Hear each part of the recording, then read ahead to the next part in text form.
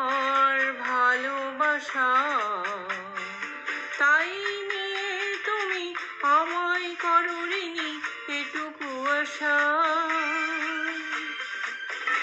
ও তোমারই চলার পথে দিয়ে যেতে চাই